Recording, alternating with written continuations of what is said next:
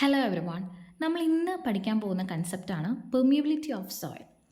അപ്പം നിങ്ങൾ ശ്രദ്ധിച്ചിട്ടുണ്ടാവും, ഇപ്പം സാൻഡി ആയിട്ടുള്ളൊരു ഫീൽഡിൽ, ഇപ്പം മണലൊക്കെയുള്ള സ്ഥലങ്ങളിൽ മഴ പെയ്ത് കഴിഞ്ഞ് കഴിഞ്ഞാൽ പെട്ടെന്ന് വെള്ളം ഡ്രെയിൻ ഔട്ട് ആവും. അതേസമയം ഒരു മഡി ഫീൽഡിലാണെങ്കിലോ കുറച്ച് സമയം എടുത്തിട്ടാണ്, കുറച്ച് ദിവസങ്ങൾ എടുത്തിട്ടാണ് അവിടുന്ന് വെള്ളം ഡ്രെയിൻ ഔട്ട് ആവുക. പിന്നെ വെള്ളം കെട്ടിക്കിടക്കുന്നതായിട്ട് കാണാം. അപ്പോൾ അതിൻ്റെ കാരണമാണ് ശരിക്കും പെർമിയബിലിറ്റി എന്ന് പറയുന്ന ഒരു കൺസെപ്റ്റ്. നമ്മൾ ഇന്ന് പഠിക്കാൻ പോകുന്നത് എന്താണ് പെർമിയബിലിറ്റി എന്നുള്ളതാണ്. അപ്പോൾ വാട്ട് ഈസ് പെർമിയബിലിറ്റി? പെർമിയബിലിറ്റി എന്ന് പറയുന്നത് സോയിലിൻ്റെ ഒരു എഞ്ചിനീയറിംഗ് പ്രോപ്പർട്ടിയാണ്. സോയിലിന് രണ്ട് തരം പ്രോപ്പർട്ടീസ് ഉണ്ട്, നിങ്ങൾക്ക് അറിയുമെന്ന് വിചാരിക്കുന്നു. ഇൻഡെക്സ് പ്രോപ്പർട്ടീസും എഞ്ചിനീയറിംഗ് പ്രോപ്പർട്ടീസും. ഇൻഡെക്സ് പ്രോപ്പർട്ടി എന്ന് പറയുന്നത് സോയിലിനെ ഐഡൻറ്റിഫൈ ചെയ്യാനായിട്ട് യൂസ് ചെയ്യുന്ന പ്രോപ്പർട്ടീസാണ്.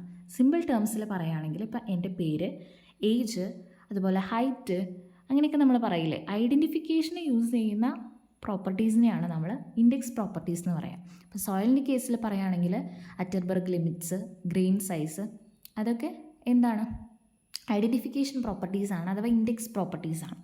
ഇനി എഞ്ചിനീയറിംഗ് പ്രോപ്പർട്ടീസ് എന്ന് ഉദ്ദേശിക്കുന്നത് സ്കില്ലുകളാണ്. ഇപ്പം എൻ്റെ പറയുകയാണെങ്കിൽ പ്രസൻറ്റേഷൻ സ്കിൽ, അതുപോലെ സോയിലിൻ്റെ കേസിൽ വരുമ്പം അതിൻ്റെ ഷിയർ സ്ട്രെങ്ത്ത്, ബെയറിംഗ് കപ്പാസിറ്റി, അതൊക്കെ അതിൻ്റെ എഞ്ചിനീയറിംഗ് പ്രോപ്പർട്ടീസാണ്. പെർമിയബിലിറ്റി അത്തരത്തിലുള്ള ഒരു പ്രോപ്പർട്ടിയാണ്. അപ്പോൾ permeability is an engineering property that allows water to pass through interconnected soil voids. സോയിലിൻ്റെ വോയിഡ്സിൽ കൂടെ വെള്ളം കടത്തിവിടുന്ന ആ ഒരു എബിലിറ്റിനെ വിളിക്കുന്ന പേരാണ് പെർമിയബിലിറ്റി. ഓക്കെ, മനസ്സിലായിട്ടുണ്ടാവുമെന്ന് വിചാരിക്കുന്നു. അപ്പം ബേസ്ഡ് ഓൺ പെർമിയബിലിറ്റി ജനറലി നമുക്ക് സോയിലിനെ രണ്ട് തരത്തിൽ ക്ലാസിഫൈ ചെയ്യാം. പെർമിയബിൾ സോയിലും ഇംപെർമിയബിൾ സോയിലും. നമ്മുടെ സാൻഡ്, ഗ്രാവല എന്നൊക്കെ പറയുന്നത് നല്ലോണം പെർമിയബിലിറ്റി ഉള്ള സോയിലാണ്. അതുകൊണ്ടാണ് പെട്ടെന്ന് ഡ്രെയിൻ ഔട്ട് ആവുന്നത്, വെള്ളം കടത്തിവിടാനുള്ള എബിലിറ്റി ഉള്ള സോയിലാണ്. അതേസമയം ക്ലേ എന്നൊക്കെ പറയുന്നത് ഇംപെർമിയബിൾ സോയിലാണ്. അതുകൊണ്ടാണ് അവിടെ വെള്ളം കെട്ടിക്കിടക്കുന്നത്. ഓക്കെ, മനസ്സിലായെന്ന് വിചാരിക്കുന്നു. പെർമിയബിലിറ്റിനെ പറ്റി പറയുമ്പം നമ്മൾ ആദ്യം മനസ്സിലാക്കേണ്ട ഒരു കൺസെപ്റ്റാണ് എന്താണ് ഡാർസീസ് ലോ. ഡാർസീസ് ലോ എന്ന് പറയുന്ന ലോ ആണ് പെർമിയബിലിറ്റി ആയിട്ട് അസോസിയേറ്റ് ചെയ്ത് വെച്ചിരിക്കുന്ന ലോ. അപ്പോൾ അത് ക്വസ്റ്റ്യൻസിൽ ചോദിക്കാറുണ്ട്, അപ്പോൾ അത് ഓർത്ത് വയ്ക്കുക. അപ്പം ഇതിൻ്റെ ഫോർമുല എന്ന് പറയുന്നത് V is equal to K into I ആണ്. അപ്പോൾ V എന്ന് പറയുന്നത് ഡിസ്ചാർജ് വെലോസിറ്റി ആണ്, അതായത് ആ ഒരു വേഗതയാണ് പറയുന്നത്. ഡിസ്ചാർജ് എന്ന് പറയുന്നത് വാട്ടർ ഫ്ലോ ആണ്, വാട്ടർ ഫ്ലോയിൻ്റെ വേഗതേനെയാണ് ഡിസ്ചാർജ് വെലോസിറ്റി എന്ന് പറയുന്നത്. K എന്ന് പറയുന്നത് കോഎഫിഷ്യൻ്റ് ഓഫ് പെർമിയബിലിറ്റി ആണ്. I എന്ന് പറയുന്നത് ഹൈഡ്രോളിക് ഗ്രേഡിയൻ്റ് ആണ്, slope of the water flow. Okay, ഇപ്പോൾ ഒരു സിമ്പിൾ ടേംസിൽ പറയുകയാണെന്നുണ്ടെങ്കിൽ, ഇപ്പോൾ നമുക്കൊരു വാതിൽ കടന്ന് പോകണം. ഇപ്പോൾ ഒരു വാതിൽ കടന്ന് പോകണമെങ്കിൽ നമുക്കറിയാം, ഇപ്പോൾ I എന്ന് പറയുന്ന ഹൈഡ്രോളിക് ഗ്രേഡിയൻ്റ് ആണ്. അപ്പോൾ കുറേ ആൾക്കാർക്ക് ആ വാതിൽ കടന്ന് പോകണം. അപ്പോൾ നമ്മളെ നന്നായിട്ട് ബാക്കിൽ നിന്ന് ഒരു പുഷ് ചെയ്യാണ്, അപ്പോൾ ആ ഒരു ഫോഴ്സ് കൊണ്ട് നമ്മൾ പോവാണ്. അതാണ് ഇവിടെ സ്ലോപ്പായിട്ട് ഉദ്ദേശിക്കുന്നത്. അപ്പോൾ എന്തായാലും എന്തുണ്ടാവും, നമ്മൾ നന്നായിട്ട് പോകും. അതുപോലെ K എന്ന് ഉദ്ദേശിക്കുന്നത് കോഎഫിഷ്യൻ്റ് ഓഫ് പെർമിയബിലിറ്റി, അതായത് ഇപ്പോൾ നല്ലൊരു സ്മൂത്ത് ആയിട്ടുള്ള ഫ്ലോറാണ്. റഫായിട്ടുള്ള ഫ്ലോർ ആണെങ്കിൽ പതുക്കെ പോകാൻ പറ്റുള്ളൂ, സ്മൂത്ത് ആയിട്ടുള്ള ഫ്ലോർ ആണെങ്കിൽ നമ്മൾ ഈസി ആയിട്ട് പോകും. അതാണ് ആക്ച്വലി ആ ഒരു easiness to flow, ability to flow, അതൊക്കെയാണ് കോഎഫിഷ്യൻ്റ് ഓഫ് പെർമിയബിലിറ്റി എന്നതുകൊണ്ട് ഉദ്ദേശിക്കുന്നത്. V എന്ന് പറയുന്നത് ഡിസ്ചാർജ് വെലോസിറ്റിയാണ്. അപ്പോൾ ഞാൻ പറഞ്ഞു വന്നത്, നമുക്കൊരു പുഷ് കിട്ടുകയാണെങ്കിൽ, അല്ലെങ്കിൽ നല്ലൊരു ഫ്ലോർ സർഫസ് ആണെങ്കിൽ നമ്മൾ എത്ര സ്പീഡിൽ ആ വാതിൽ കിടക്കുമോ അതുപോലെ തന്നെയാണ് ഡിസ്ചാർജ് വെലോസിറ്റീനെ ഇൻഫ്ലുവൻസ് ചെയ്യുന്ന പ്രൊപ്പോർഷണൽ ആയിട്ടുള്ള രണ്ട് ഫാക്ടേഴ്സാണ് നമ്മുടെ കോഎഫിഷ്യൻ്റ് ഓഫ് പെർമിയബിലിറ്റിയും ഹൈഡ്രോളിക് ഗ്രേഡിയൻറ്റും. ഇനി ഡാർസീസ് ലോ പറയുമ്പം അതിന് കുറച്ച് അസംഷൻസ് ഉണ്ട്. സോയിൽ ഹോമോജീനിയസ് ആണ്, അതുപോലെ തന്നെ ഐസോട്രോപ്പിക് ആണ്. അപ്പോൾ ഈ ഹോമോജീനിയസ് നിങ്ങൾക്ക് അറിയാമെന്നുണ്ടാവുമെന്ന് വിചാരിക്കുന്നു. നമ്മളൊരു ലൈനിൽ ഇങ്ങനെ കുറേ പോയിൻറ്റ്സ് ഇങ്ങനെ ഇട്ട് വെച്ച് കഴിഞ്ഞാൽ എല്ലാ പോയിൻറ്റ്സും സെയിം ഡയറക്ഷനിലാണ്. ഓക്കെ, അപ്പോൾ പല പല പോയിൻറ്റ്സ് സെയിം ഡയറക്ഷനിലുള്ളതാണെങ്കിൽ അവയുടെ പ്രോപ്പർട്ടീസ് സെയിം ആയിരിക്കും എന്നാണ് ഹോമോജീനിയസ് പറയുന്നത്. അതേസമയം ഐസോട്രോപ്പിക് ആണെങ്കിൽ ഏത് ഡയറക്ഷനിലാണെങ്കിലും എല്ലാ പോയിൻറ്റ്സിൻ്റെയും പ്രോപ്പർട്ടീസ് സെയിം ആയിരിക്കും. അതാണ് ഹോമോജീനിയസും ഐസോട്രോപ്പിക്കും. പിന്നെ ലാമിനർ ഫ്ലോ നിങ്ങൾക്ക് അറിയാമെന്ന് വിചാരിക്കുന്നു, ടർബുലൻസ് ഇല്ലാത്ത നേരെയായിട്ടുള്ള ഫ്ലോ ആണ്. ലാമിനർ ഫ്ലോ എന്ന് പറയുമ്പോൾ റെയ്നോൾഡ്സ് നമ്പർ എത്രയാണെന്ന് അറിയണം. റെയ്നോൾഡ്സ് നമ്പർ ലെസ് ദാൻ 1 ആണ് റെയ്നോൾഡ്സ് നമ്പർ, അത് ഓർത്ത് വയ്ക്കാം. അപ്പം ഡാർസീസ് ലോ ജനറലി അപ്ലിക്കബിൾ ആയിട്ടുള്ളത് ക്ലേ, സിൽറ്റ്, സാൻഡ്, അതിനൊക്കെയാണ്. ഓക്കെ, അടുത്തത് നമ്മൾ വെലോസിറ്റി, മെയിനായിട്ട് രണ്ട് തരം വെലോസിറ്റീസ് ആണുള്ളത്, ഡിസ്ചാർജ് വെലോസിറ്റിയും സീപ്പേജ് വെലോസിറ്റിയും. വളരെ സിമ്പിളായിട്ടൊരു എക്സാമ്പിൾ പറയുകയാണെന്നുണ്ടെങ്കിൽ, ഇപ്പം മൊത്തം ഏരിയ കൺസിഡർ ചെയ്ത് നമ്മൾ എടുക്കുകയാണ്, അതിനെയാണ് ഡിസ്ചാർജ് വെലോസിറ്റി എന്ന് പറയുന്നത്. ഓക്കെ, അതേസമയം സീപ്പേജ് വെലോസിറ്റി എന്ന് പറഞ്ഞു കഴിഞ്ഞാൽ ആ വോയിഡ്സ് മാത്രമേ കൺസിഡർ ചെയ്യുന്നുള്ളൂ.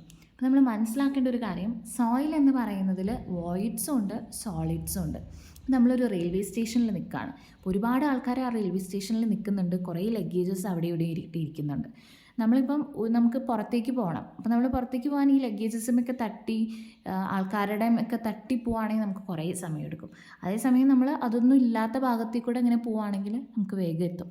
അതാണ് ആക്ച്വലി ഡിസ്ചാർജ് വെലോസിറ്റിയും സീപ്പേജ് വെലോസിറ്റിയും തമ്മിലുള്ള വ്യത്യാസം. ഡിസ്ചാർജ് വെലോസിറ്റി എന്ന് പറഞ്ഞാൽ മൊത്തം ഏരിയ കൺസിഡർ ചെയ്യുകയാണ്. അതേസമയം സീപ്പേജ് വെലോസിറ്റി എന്ന് പറയുകയാണെങ്കിൽ നമ്മളതിൽ ആ വോയിഡ്സ് എവിടെയാണോ, ആ സ്പേസ് എവിടെയാണോ അതുകൂടെ മാത്രം പോവാണ്. ഓക്കെ, അപ്പോൾ ഈ സീപ്പേജ് വെലോസിറ്റി എങ്ങനെ കാണാമെന്ന് വെച്ച് കഴിഞ്ഞാൽ, ഡിസ്ചാർജ് വെലോസിറ്റി ഉണ്ടെങ്കിൽ ഡിവൈഡഡ് ബൈ എൻ ആണ്. എൻ എന്ന് പറയുന്നത് എന്താ? പൊറോസിറ്റിയാണ്. പൊറോസിറ്റി എന്താണെന്ന് ഞാൻ ഇനി എക്സ്ട്രാ പറഞ്ഞു തരേണ്ട കാര്യമില്ല എന്നറിയാം. വോയിഡ് റേഷ്യോയും പൊറോസിറ്റിയൊക്കെ നമ്മൾ ബേസിക്സ് ഓഫ് സോയിൽസ് പഠിക്കുമ്പോഴേ പഠിക്കുന്നതാണ്. അപ്പോൾ എന്താണ് പൊറോസിറ്റി? പൊറോസിറ്റി എന്ന് പറയുന്നത് volume of voids divided by total volume of soil അല്ലേ? ഓക്കെ, സീപ്പേജ് വെലോസിറ്റി ആയിരിക്കുമോ ഡിസ്ചാർജ് വെലോസിറ്റി ആയിരിക്കുമോ കൂടുതൽ? സീപ്പേജ് വെലോസിറ്റി ആയിരിക്കും. കാരണം എന്താ? സീപ്പേജ് വെലോസിറ്റി നമ്മൾ എങ്ങനെയാണ് കണ്ടുപിടിക്കുന്നത്? Discharge velocity divided by porosity ആണ്. പൊറോസിറ്റിയുടെ വാല്യൂ എപ്പോഴും ലെസ് ദാൻ 1 ആയിരിക്കും. അപ്പോൾ എന്തായാലും ചെറിയ വാല്യൂ ആണ് ഡിനോമിനേറ്ററിൽ വരുന്നത്. അപ്പോൾ ഒബ്വിയസ്ലി സീപ്പേജ് വെലോസിറ്റി വലുതാണ്. അല്ലെങ്കിൽ തന്നെ നമുക്ക് ഊഹിച്ചാലും മനസ്സിലാവും seepage velocity is always greater than discharge velocity. Okay, ആ ഒരു കാര്യം മനസ്സിൽ വയ്ക്കാം. ഇനി ചില റേഞ്ചസ് ഉണ്ട്, നമ്മുടെ സോയിലിൻ്റെ കുറച്ച് റേഞ്ചസ് ഉണ്ട് പെർമിയബിലിറ്റിയുടെ. അപ്പോൾ അതൊന്ന് നിങ്ങൾ നോട്ട് ചെയ്ത് വെക്കുക. അപ്പം അതിൽ ഗ്രാവൽ നല്ല പെർമിയബിലിറ്റി ഉള്ള ഒരു സോയിലാണ്. അപ്പോൾ 10⁻⁻1 to 10⁻1 cm/s ആണ്. അതുപോലെ തന്നെ ഒട്ടും പെർമിയബിലിറ്റി ഇല്ലാത്ത ഒരു സോയിലാണ് ക്ലേ. അതിൽ തന്നെ ഇംപെർമിയബിൾ ആയിട്ടുള്ള സോയിലാണ് സ്റ്റിഫ് ക്ലേ എന്ന് പറയുന്നത്. അത് ലെസ് ദാൻ 10⁻⁷ cm/s ഒക്കെയാണ്. അപ്പം ഈ ഒരു റേഞ്ച് നിങ്ങളൊന്ന് ഓർത്ത് വയ്ക്കാം. ഇനി അടുത്തതായിട്ട് what are the factors affecting permeability. അപ്പം പെർമിയബിലിറ്റിനെ എഫക്റ്റ് ചെയ്യുന്ന ഫാക്ടേഴ്സ് നമുക്ക് ജനറലി ഒന്ന് ഊഹിച്ചാൽ മനസ്സിലാവും. അതല്ലെങ്കിൽ അതിനൊരു ഇക്വേഷൻ ഉണ്ട്, അതാണ് ഞാനിവിടെ കൊടുത്തിരിക്കുന്നത്. കാണാനുണ്ടാവുമെന്ന് വിചാരിക്കുന്നു. K is equal to C d10² E³/1 + E Γ/W/μ. കുറച്ച് വലിയ ഇക്വേഷനാണ്.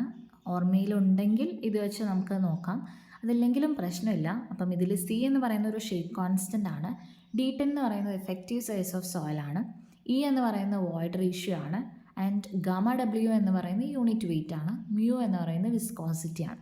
അപ്പം ലാസ്റ്റ് ടേം ഒഴിച്ച് ബാക്കി എല്ലാ ടേംസും റെപ്രസെൻ്റ് ചെയ്യുന്നത് പ്രോപ്പർട്ടീസ് ഓഫ് സോയിലാണ്. ലാസ്റ്റത്തെ 2 ടേംസ് ആണ് റെപ്രസെൻ്റ് ചെയ്യുന്നത് properties of fluids.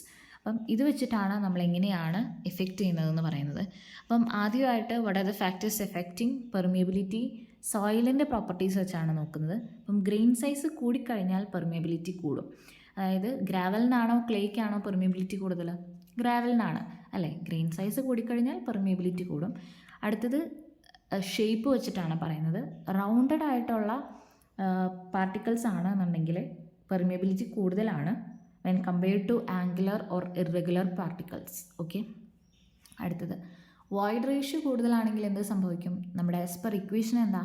K is directly proportional to E³/1 + E എന്നാണ്. സോ വോയിഡ് റേഷ്യോ കൂടുതലാണെങ്കിൽ പെർമിയബിലിറ്റി കൂടുതലാണ്. ഇനി ഫ്ലൂയിഡിൻ്റെ പ്രോപ്പർട്ടീസ് തന്നെ നോക്കുകയാണ്. വിസ്കോസിറ്റി എന്ത് സംഭവിക്കും? നമ്മുടെ ഇക്വേഷൻ നോക്കിയാൽ അറിയാം, വിസ്കോസിറ്റിക്ക് ഇൻവേഴ്സ്ലി പ്രൊപ്പോർഷണൽ ആണ്. അപ്പം വിസ്കോസിറ്റി കുറഞ്ഞു കഴിഞ്ഞാലാണ് പെർമിയബിലിറ്റി കൂടുക. ഇനി ടെമ്പറേച്ചർ കൂടിക്കഴിഞ്ഞാലാണ് പെർമിയബിലിറ്റി കൂടുക. ഇനി ഇമ്പ്യൂരിറ്റീസ് കുറഞ്ഞു കഴിഞ്ഞാലാണ് പെർമിയബിലിറ്റി കൂടുക. അപ്പം these are the factors affecting permeability. Okay, മനസ്സിൽ വയ്ക്കാം. ഇനി coming to the test of permeability. Generally നമ്മളൊക്കെ കോളേജിൽ പഠിക്കുമ്പം ചെയ്യുന്ന ടെസ്റ്റുകളാണ് ഈ കോൺസ്റ്റൻറ്റ് ഹെഡ് ടെസ്റ്റും അതുപോലെ തന്നെ ഫോളിങ് ഹെഡ് ടെസ്റ്റും. കോൺസ്റ്റൻറ്റ് ഹെഡ് പെർമിയബിലിറ്റി ടെസ്റ്റ് നമ്മൾ കോഴ്സ് ഗ്രീൻഡ് ആയിട്ടുള്ള സോയിൽസിനാണ് നമ്മളിത് ചെയ്യുന്നത്. ത്രൂ ഔട്ട് ദ എക്സ്പെരിമെൻറ്റ് നമ്മൾ ഹെഡ് കോൺസ്റ്റൻ്റ് ആയിട്ട് വെക്കുകയാണ് ചെയ്യുന്നത്. ഓക്കെ, അപ്പം അത് കാണാനുള്ളൊരു ഇക്വേഷനാണ് K is equal to QL/AHT എന്ന് പറയുന്നത് ഒരു ഇക്വേഷനാണ്. ഫോളിങ് ഹെഡ് ടെസ്റ്റ് നമ്മൾ ഫൈൻ ഗ്രെയിൻഡ് ആയിട്ടുള്ള സോയിലാണ്. നമ്മൾ H1 നിന്ന് H2 വരാനുള്ള ആ ഒരു ടൈമാണ് നമ്മളവിടെ നോട്ട് ചെയ്യുന്നത്. അത് കണ്ടുപിടിക്കാനുള്ള ഇക്വേഷനാണ് K is equal to 2.303 × AL/AT log H1/H2. Okay, ഇനി ഫീൽഡിൽ മെത്തേഡ്സ് ഉണ്ട്. ഫീൽഡിൽ നമ്മൾ മെയിനായിട്ട് പമ്പിങ് ഇൻ പമ്പിങ് ഔട്ട് എന്ന് പറയുന്ന 2 ടെസ്റ്റാണ് ചെയ്യുന്നത്. അപ്പോൾ പമ്പിങ് ഔട്ട് ടെസ്റ്റ് നമ്മൾ സോഫ്റ്റ് ക്ലേയിൽ പെർമിയബിലിറ്റി കാണാനാണ്, ഒരു ലാർജ് ഏരിയയിൽ പെർമിയബിലിറ്റി കാണാനാണ് നമ്മൾ പമ്പിങ് ഔട്ട് ടെസ്റ്റ് യൂസ് ചെയ്യുന്നത്. പമ്പിങ് ഇൻ ടെസ്റ്റ് എന്ന് പറയുന്നത് നമ്മൾ ആക്ച്വലി റോക്കിലേക്കുള്ള പെർമിയബിലിറ്റി കണ്ടുപിടിക്കാനാണ് യൂസ് ചെയ്യുന്നത്. ഒരു ചെറിയൊരു ഏരിയയിലാണ് പമ്പിങ് ഇൻ ടെസ്റ്റ് യൂസ് ചെയ്യുന്നത്. ഇനി ഇൻഡയറക്റ്റ് ആയിട്ടുള്ള മെത്തേഡ്സ് ഉണ്ട്, അതാണ് Allen Hewson methods. K = 100 D10². അപ്പോൾ ഇതിൽ D10 എന്ന് പറയുന്നത് എഫക്റ്റീവ് സൈസാണ്. എഫക്റ്റീവ് സൈസ് നമുക്ക് കണ്ടുപിടിക്കാൻ പറ്റുവാണെങ്കിൽ സുഖമായിട്ട് നമുക്ക് കോഎഫിഷ്യൻ്റ് ഓഫ് പെർമിയബിലിറ്റി കണ്ടുപിടിക്കാം. അതാണ് ഇൻഡയറക്റ്റ് മെത്തേഡ്, അലൻ ഹീസൺസ് മെത്തേഡ്. ഈ ഒരു മെത്തേഡിനെ പറ്റിയിട്ടും നമുക്ക് ഈ ഓവർസിയർ പോലത്തെ എക്സാംസിനൊക്കെ വന്ന് കണ്ടിട്ടുണ്ട്. സോ ഇതൊന്ന് മനസ്സിൽ വയ്ക്കാം. ഇനി നമ്മൾ ഇത്രയും നേരം പഠിച്ചതിൻ്റെ ബേസിസിലുള്ള ഒരു ഡിസ്കഷനാണ്. നിങ്ങൾക്ക് ഇതിൻ്റെ ആൻസേഴ്സ് അറിയോ നോക്കാം. First one, coefficient of permeability is expressed in unit ആണ് ചോദിച്ചിരിക്കുന്നത്. സാധാരണ രീതിയിൽ പെർമിയബിലിറ്റി, കോഎഫിഷ്യൻ്റ് ഓഫ് പെർമിയബിലിറ്റി നമ്മൾ സെൻറ്റിമീറ്റർ/സെക്കൻഡിൽ പറയും, മില്ലിമീറ്റർ/സെക്കൻഡിൽ പറയും, ഫീറ്റ്/സെക്കൻഡിൽ പറയും. ഓക്കെ, അടുത്ത question, the constant of proportionality between the seepage velocity and hydraulic gradient എന്താണെന്നാണ് ചോദിച്ചിരിക്കുന്നത്. ഈ ഒരു കാര്യം ഞാൻ ഡിസ്കസ് ചെയ്യാൻ വിട്ടുപോയൊരു കാര്യമാണ്. That is coefficient of percolation, KP എന്ന് പറയും. അതായത് കോഎഫിഷ്യൻ്റ് ഓഫ് പെർമിയബിലിറ്റി പറഞ്ഞപ്പോൾ നമ്മൾ പറഞ്ഞിരുന്നത് ഡിസ്ചാർജ് വെലോസിറ്റീനെ പറ്റിയിട്ടാണ്. അതുപോലെ സീപ്പേജ് വെലോസിറ്റീൻ്റെ കേസിൽ V = KP × I ആണ്. KP means coefficient of percolation. ഇനി അടുത്തത്, Darcy's law is only valid for, ചിലപ്പം ഓപ്ഷൻസ് പലതരമായിരിക്കും. ഇവിടെ ഉദ്ദേശിച്ചിരിക്കുന്നത് ലാമിനാർ ഫ്ലോ എന്നാണ്. Reynolds number is <= 1.